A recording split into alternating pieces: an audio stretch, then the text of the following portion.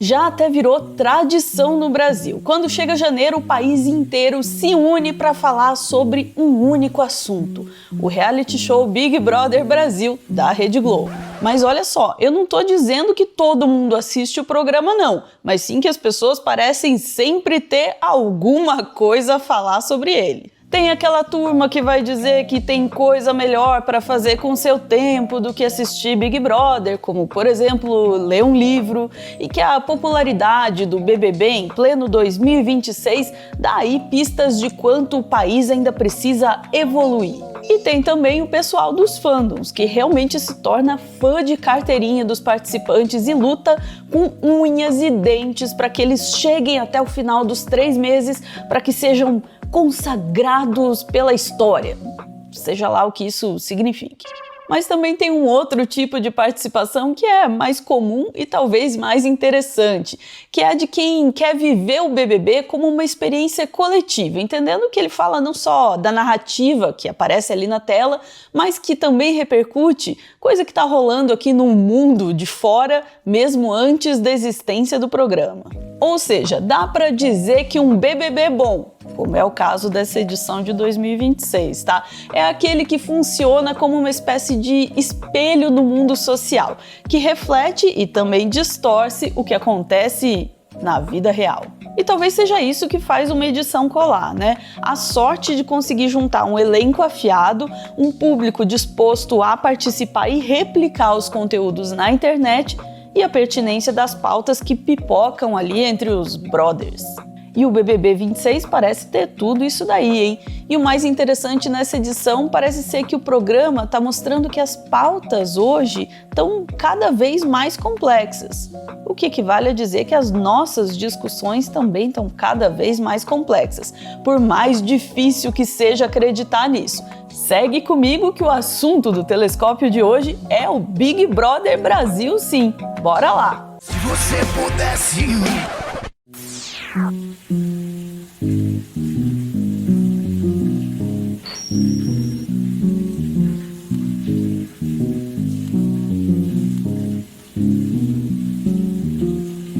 Para a gente começar o assunto, é importante dizer que o Big Brother Brasil tem encontrado meios de se renovar nos últimos anos. Claro, para tentar manter a audiência, né? Uma estratégia bem sacada nessa edição foi introduzir os camarotes, que são ex-participantes de BBBs antigos que voltam para o programa e precisam, de uma forma ou outra, se confrontar com a sua própria história lá dentro. Isso aí traz muitas camadas de metalinguística para serem exploradas pelo elenco, como elementos do passado que voltam à tona, tipo a fama da Ana Paula Renault de barraqueira, ou do Babu como um paizão estourado, ou do Alberto Cowboy como um grande vilão. Esses personagens já entraram com arquétipos muito bem definidos no programa, mas de alguma forma estão conseguindo surpreender o público e apresentar novas nuances. Mas talvez a primeira questão forte pontuada já no início do programa tenha sido o debate racial, né? Ainda na etapa de seleção da Casa de Vidro, o público precisava escolher 10 entre 20 participantes pipoca que entrariam no BBB. Entre eles, nenhum homem negro foi selecionado, o que deu margem para alguma discussão nas redes sociais, né? Na etapa seguinte, os participantes tiveram mais uma chance, enfrentaram muita humilhação e Leandro, Breno e Matheus puderam enfim entrar na casa. Mas essa polêmica inicial não foi nada perto do que viria depois. Logo na primeira semana teve uma acalorada discussão sobre cotas raciais nas universidades, que envolveu vários participantes. Mas, curiosamente, em um dos debates, 2 participantes negras, a Milena e a Solange Couto, se posicionaram contra as cotas, enquanto uma participante branca, Ana Paula Renault, classificou a política como reparação histórica necessária para essa população. É claro que exibir cenas como essa funciona como jogar fogo em gasolina numa sociedade já naturalmente incendiária. As reações nas redes foram diversas. Tem quem se sentiu à vontade para chamar Milena e Solange de ignorantes, mas é claro que houve também quem rotulou Ana Paula como esquerdista, é claro. Vem branco, esquerdista e militante tentar ensinar cota racial para os negros. E aquele papinho de lugar de fala? Mas nenhuma polêmica causou tanto no BBB 26 até o momento, quanto a que provavelmente causou a eliminação do participante Matheus. E aqui a gente chega num dos momentos mais complexos dessa edição. Em uma conversa entre o Matheus, a Milena e a Ana Paula, o Matheus, que é um homem negro, sugeriu que a amizade entre as duas é baseada em exploração. A Ana Paula, que é uma mulher branca de classe alta, foi enquadrada pelo colega como uma patroa para Milena, que é negra e de origem pobre. Por que eu tenho que sair? É porque eu for boca de sacola. Isso aí é patroa. Ai, meu Deus. Isso aí é patroa. Isso aí é feio demais. Naquele diálogo infame, o Matheus pressupõe que uma amizade entre uma mulher branca e uma mulher negra só pode se basear em subordinação e dominação. Ainda mais porque a Milena, que foi criada em abrigos e já trabalhou como empregada doméstica, babá e animadora de festas, contou que passou a vida inteira limpando casas e por isso segue fazendo isso lá no BBB. A reação foi imediata entre os participantes e provocou muito burburinho. O Matheus, por ser negro, não teria lugar de fala para se pronunciar sobre esse assunto? E quem defendeu a Milena, na verdade, foi a Ana Paula? Ele atacou diretamente você. Não, ele atacou você. Entendeu? A vítima da situação toda é você, tia Milena. Eu não sou vítima. Não. Desse discurso dele, sim. Mas vítima? Desse discurso dele carregados de um racismo estrutural, tia Milena. Por que a gente não pode ser amiga? Por que eu tenho que ser sua patroa? Por que você não pode ser a minha? Ou seja, vejam que discussão complicada. Pessoas negras podem ser racistas? Essa discussão está sendo levantada pela Ana Paula Renault, que é uma pessoa branca e privilegiada. Mas o interessante desse episódio é que ele suscitou ótimos debates entre a comunidade afrodescendente. Entra, gente, o ponto central do que eu levantei pra vocês nos stories. A ideia implícita de que uma mulher preta está ali só orbitando uma mulher branca mais experiente. E isso sim dialoga com raça estrutural, porque historicamente as pessoas pretas elas são vistas como menos capazes de liderança, mais influenciáveis, coadjuvantes, nunca protagonistas. E eu recebi um comentário mais ignorante ainda do que não saber sobre tudo isso. Mas o Matheus também é preto. Deixa eu te contar uma coisa, pessoas pretas não estão imunes a reproduzir racismo estrutural. E isso não é acusação moral, pessoal. É sociologia. E talvez esse tenha sido o ponto mais positivo dessa discussão. Não o conteúdo do que estava sendo dito pelos participantes em si, mas o que essa discussão provocou aqui fora, para além dos limites das telas e das redes sociais.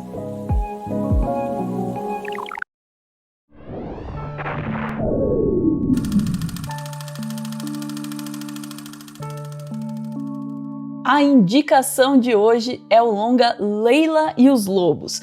O filme conta a história de uma estudante libanesa em Londres que, enquanto prepara uma exposição fotográfica, viaja no tempo para vários momentos no século XX. Nessas viagens, a Leila tem a chance de ver o papel que as mulheres palestinas e libanesas tiveram em várias lutas históricas, incluindo a revolta de 1936 a 39 na Palestina, o massacre de Deir Yassin e a Guerra Civil Libanesa. Nesse verão, a Filmica tá com uma super promoção e o plano mensal de R$ 29,90 tá saindo só por R$ 16,90 e pode ficar mais barato ainda, hein? Saca só. Usando o cupom METEORO10, o desconto é ainda maior e você pode assistir a Filmica por um mês inteiro por apenas R$ 14,90. Olha só, são mais de 600 filmes de 90 países disponíveis nas TVs Samsung, LG, Sony, TCL e mais, além do aplicativo para smartphones Android e iOS, por apenas R$ 14,90. Você vai perder uma chance dessa? Mas Ana, eu tenho dúvida do que assistir, é muita coisa boa. Calma, tem a coleção dos filmes recomendados do Meteoro lá, hein? Pode conferir. O cinema, assim como o teatro, a música, a literatura, os quadrinhos, por exemplo, é um instrumento de aprendizado e de registro histórico, e um que está bem próximo do meu coração. Através dele, a gente pode conhecer mais sobre como o nosso mundo foi e também sobre como ele é. Vale a pena conhecer o cinema do mundo todo e ter uma visão mais ampla sobre o que é a nossa existência. E agora, de volta para o nosso vídeo.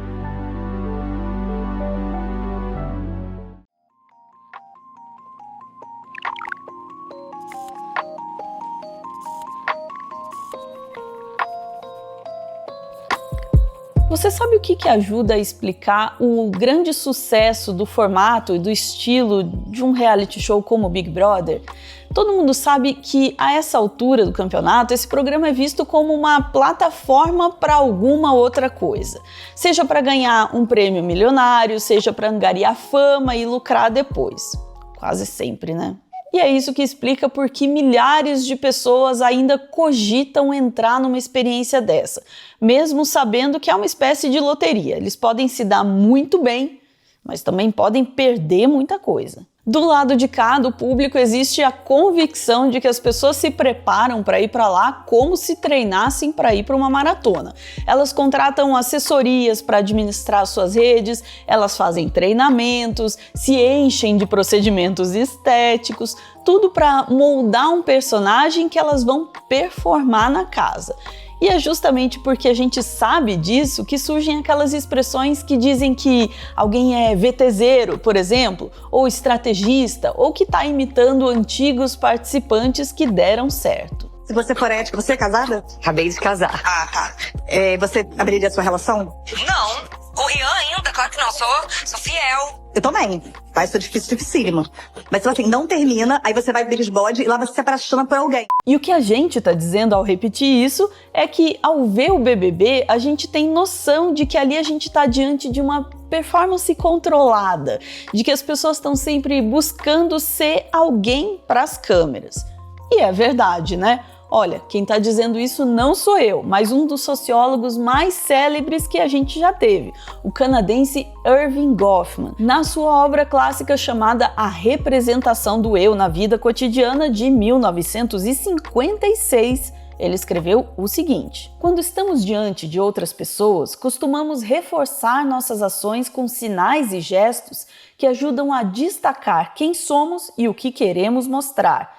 Esses sinais tornam mais visíveis aspectos que, sem essa encenação, poderiam passar despercebidos. É claro que em 1956 o Goffman não estava falando de pessoas diante de câmeras, mas sim de qualquer situação em que a gente tivesse que performar alguma coisa, como no trabalho, na escola, na igreja ou até mesmo em família. O que ele estava explicando é que a gente desempenha vários papéis no dia a dia. Somos funcionários, alunos, mães, pais, namoradas, esposos, filhos, chefes e tantas outras carapuças que a gente precisa vestir e trocar.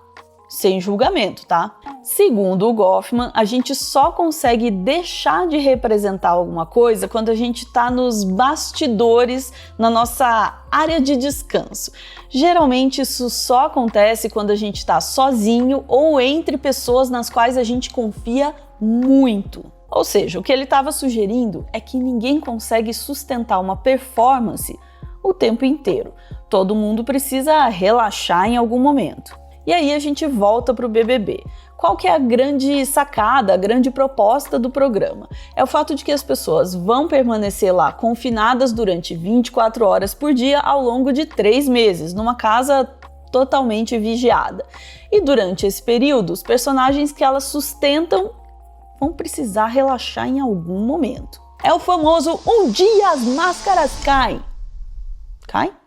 E é aqui que esses pedacinhos de realidade do verdadeiro eu, digamos assim, eles escapam, deixando vir à tona os momentos mais fascinantes dessas pessoas. Pensa, por exemplo, nos tantos momentos de choro da Samira quando algo dá errado com ela. Provavelmente é ali que o personagem que ela queria mostrar tá saindo do controle, entende? Ou então nas reações intempestivas de quem já naturalmente tem o pavio curto. Isso nos leva também a novas questões de fundo ético, que deveriam ou não ser assumidas pela Rede Globo, né? De acordo com diferentes visões. O BBB 26 já atingiu o recorde de edição com o maior número de participantes expulsos na história do programa. Até o momento em que a gente gravou esse vídeo, porque tudo pode mudar, Paulo Augusto, Sol Vega e Edilson Capetinha cometeram agressões contra colegas de confinamento e tiveram que se retirar. Isso porque não está entrando nessa conta o participante paranaense Pedro, que só não foi expulso porque pediu antes para sair quando apertou o botão da desistência. O Pedro entrou no programa após fazer parte da Casa de Vidro e ficou lá por cerca de uma semana. Ele provocou muito desconforto e só foi embora depois de tentar beijar a participante Jordana à força. Ele ficou pouco tempo, mas foi tempo suficiente para causar atritos muito intensos e protagonizar cenas que levantaram suspeitas tanto lá dentro quanto aqui fora de que ele estava sendo acometido por algum tipo de sofrimento mental. E aí, dois fenômenos interessantes passaram a acontecer ao mesmo tempo. O primeiro, muito importante, foi uma discussão sobre a responsabilidade da Rede Globo na seleção dos participantes, averiguando aí o seu histórico médico como uma forma de proteger eles tanto dos riscos quanto da exposição pública, sem falar na proteção das outras pessoas que passam a conviver com eles dentro da casa. Essa reflexão ultrapassa a questão também da seleção dos participantes e envolve outras coisas, como as torturas às quais os participantes são submetidos, vamos combinar, mesmo que eles deem o seu aceite para isso. Vale lembrar que os brothers que estiveram na Casa de Vidro precisaram enfrentar longos dias num quarto branco, onde eles ficaram de pé o tempo inteiro, sem que a luz nunca fosse desligada, sem tomar banho e comendo só bolacha de água e sal. Teve participante que desmaiou e outro que espalhou cocô pelas paredes. Que nojo. A repercussão disso chegou até a imprensa internacional, tá? Um telejornal espanhol chamou o BBB de Gran Tortura Guantánamo e destacou que o quarto branco não tinha camas, não diferenciava dia e noite e atormentava os participantes com sons de sirene e choro de bebê, lembrando uma prisão militar.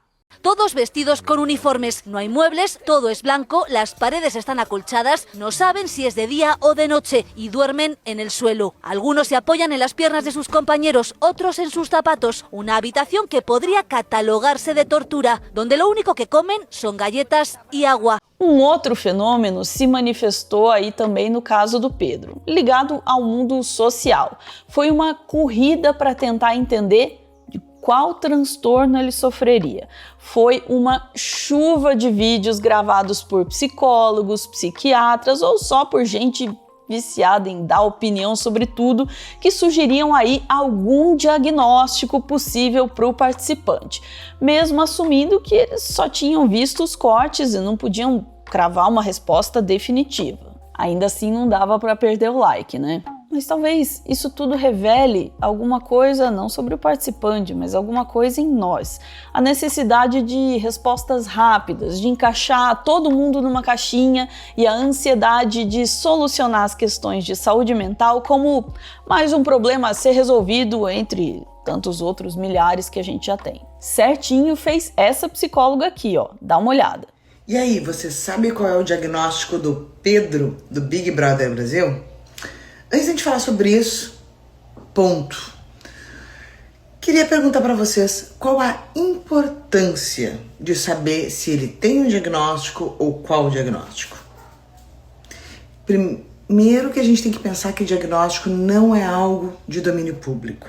Diagnóstico é algo importantíssimo, mas para a pessoa saber sobre si e ter um melhor convívio dentro da sociedade onde ela vive. Tá? Então, o diagnóstico não é algo que a gente sai distribuindo para todo mundo, tá? E segundo, que credibilidade tem um profissional que sai dando diagnósticos através de vídeos sem ter realmente conversado, estado, atendido aquela pessoa? Fazer um diagnóstico não é simples e não é fácil. E a gente vive uma era onde todo mundo vê vídeos, onde todo mundo vê pequenos trechos de algumas coisas, vê características que a gente chama na psicologia de sinais ou de sintomas e já quer enquadrar em algum diagnóstico. Gente, não funciona assim. Não é assim que a gente dá um diagnóstico. A gente não pode se dar diagnóstico ou dar diagnóstico a alguém por vídeos que a gente vê pela internet por características específicas. O diagnóstico, ele leva um tempo para ser feito, ele depende de sinais, de sintomas, mas também depende de permanência desses sintomas. Tem N fatores que fazem parte disso, tá? Então, antes da gente ficar de olho para tentar saber qual que é o diagnóstico, vamos pensar o que isso vai mudar na sua vida. Se não é o seu diagnóstico, isso não vai mudar nada na sua vida.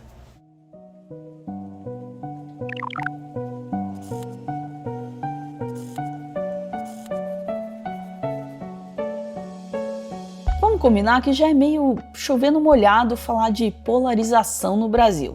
Aliás, você sabe o que é polarização? Meu pau! Mas é preciso encarar esse cenário por um olhar que ultrapasse aí o contexto da política, já que os braços dessa discussão toda vão muito além dos processos eleitorais e da divergência de visões sobre quais deveriam ser os rumos trilhados por um país. E mesmo se a gente for voltar às raízes, também se engana quem pensa que essa é uma rivalidade entre Lula e Bolsonaro, ou entre petistas e antipetistas. A divisão política sempre existiu no Brasil. Mas quais são as consequências disso, hein? Olha só que interessante as respostas trazidas pelo cientista político Felipe Nunes e pelo jornalista Thomas Trauman no livro Biografia do Abismo: Como a polarização divide famílias, desafia empresas e compromete o futuro do Brasil, de 2023. A polarização no Brasil ultrapassou o campo da política institucional e invadiu a vida privada. Ela reorganiza laços afetivos, rompe amizades, cria silêncios constrangedores em almoços de família e transforma divergências em disputas morais.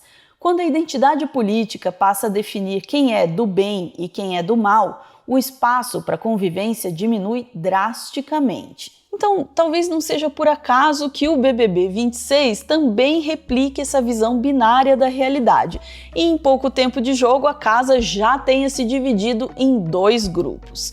Um deles é claramente liderado pela mineira Ana Paula Renault, que certamente é uma das personagens mais memoráveis que já foi escalada nesse programa. Outro grupo tem uma liderança meio difusa, mas que está relativamente centralizado na figura de um outro mineiro, o Alberto Cowboy, visto na casa como um bom estrategista. Você joga com o coração, né? Exatamente. E aqui as pessoas podem errar e se redimir. Você tá com um coração tão bom, Cowboy. Não, tem um coração bom. O que eu tô falando é que na primeira semana é uma semana atípica. Você vai se indispor com outra pessoa. Eu pretendo me indispor com todos. Coitado desse. Afinal de contas, só ganha um, né, Ana? Que isso, eu te acho tão... Ah, mas a gente vai se indispor, hein? Por quê? Mal. Por quê? Você não gosta de mim, Cowboy? Eu sou seu fãzão. Só não pedi um autógrafo ainda porque eu não tenho papel e caneta. Minha letra é bonita, você precisa ver. Eu vou ver. Em torno deles giram 2 turmas que têm mudado de tamanho à medida que o tempo avança, seja por conta das eliminações ou das expulsões. Mas o que levou essas pessoas a se aproximarem, hein? É aí que a porca torce o rabo e as definições ficam um pouco mais difíceis. Olhando para os estereótipos, daria à primeira vista para colocar o grupo da Ana Paula, o Babu e companhia como mais progressista. E o de Cowboy, Sara, Jonas, que se autodenominou como Trindade, junto a um coletivo mais conservador. E caso você esteja aí dizendo: mas Ana, não são mais esses grupos, eles já se romperam. Lembrem que esse jogo é vivo e muda o tempo todo, tal como as nuvens, tá? Que nem na política. Mas a complexidade dessa polarização entre o bem e o mal não se aplica de forma clara no programa. Como no mundo aqui fora, todos se julgam do bem, claro, embora nem todos carreguem explicitamente essa bandeira maniqueísta. Por exemplo, se você considerar que a Ana Paula, personagem sem dúvida mais interessante desse programa, tá? É uma espécie de heroína, saiba que ela se coloca como uma provocadora e várias vezes disse coisas não exatamente louváveis para os seus inimigos. Talvez por isso mesmo ela seja tão fascinante. Eu não tô escutando, não.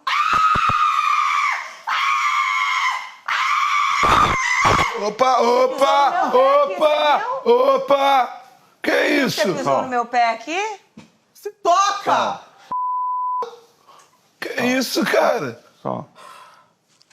Agora vai chorar. E a gente tem outros casos que também merecem destaque. O grupo mais conservador, por exemplo, acolheu membros da comunidade LGBTQIA+, como o Breno e o Marcelo, que supostamente estariam mais à vontade no lado progressista, dando pistas do quanto o reducionismo não funciona na prática, nem no BBB e nem na vida real. O mesmo se pode dizer da Gabriela, cuja história se sustenta na dureza da classe trabalhadora e que, teoricamente, se encaixaria melhor no outro grupo, onde inclusive está a Chayane, a pessoa com quem ela mais simpatizou.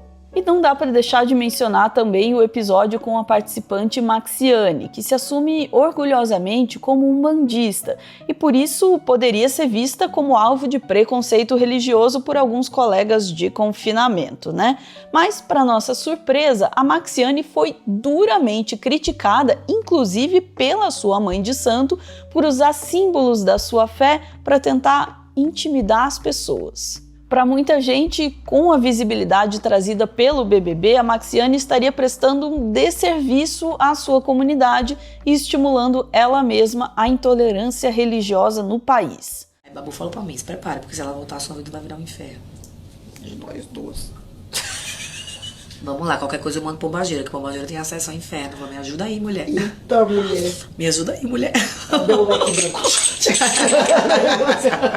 E tudo isso que eu contei até agora rolou apenas em um mês do programa. Eu tenho certeza que desde quando esse roteiro foi escrito já aconteceu muito mais coisa também, tá?